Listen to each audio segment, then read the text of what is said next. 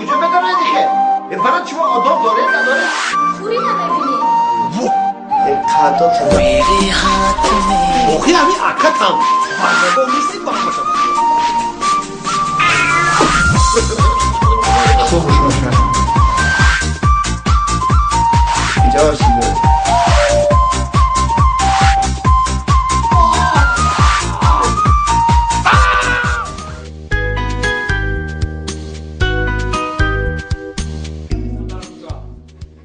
همین روز نه همین روز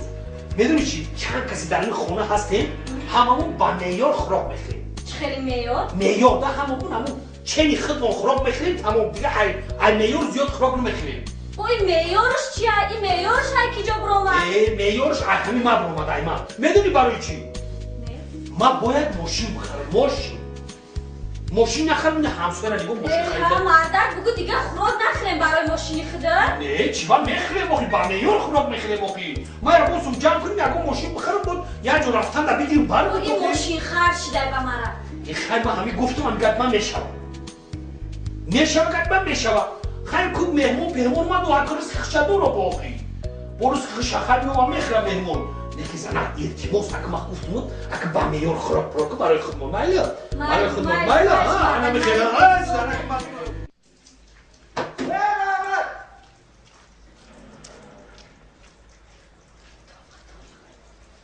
ما بذار گلابی جمهوری عمره بابا زنا بابا بیا حیولا سلام علیکم یک کاردان تازه دیگه سوزه اول لازم نگم سوزی دیگه تیجی بشه سلامتی سوزه اول لازم نه خونه میرم بیا خونه بیا نه بس ایتو اما نه سوختم چه ساعتی قد بیا برای شما خدای دوا بسم الله الرحمن سوخته بشه که نصیب سلام علیکم لازم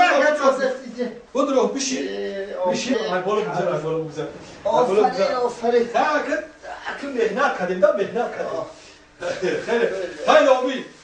قدم رسد بالا نرسد الله اکبر کادو تازه نبودی در کجا بودی؟ آخی با همون تجارت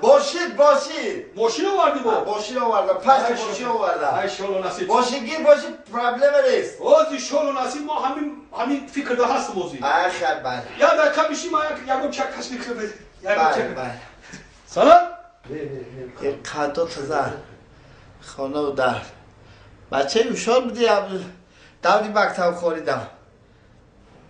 یکم درس خونه یکم چه یکم نوپونه یکم آخه ختم هازی معیار گفته اینا مهمان آمد میور آخی ده زنک تا گوش کن آخی همون مهمان رزق چادره میدونی چی همین یک درس خونه یک نون یک چونیک یک پیوله یک تخمه در هم سکاوراتکا پس بیار بس کجا شدو یک تخمه هیچی نمیشود همین ابا که بیار برای ما بس دیگه هیچ در کن نیستن پای کن میگم یک همین دم چای برای خوشو شوم محمد جان سوزی دیگه بعد کارو چخله کارو میشوم مایده خیلی خونو رو هم را سوز کردیم شما نصیب بیا چیکار بیا زنک بیا بازی همین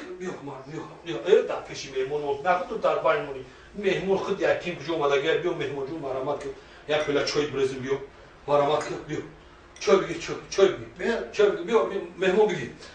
نام بگیر مهمون جون مهمون خیلی که باور میکنی محمد همین خیلی زندگی همین هست و همین کم خیلی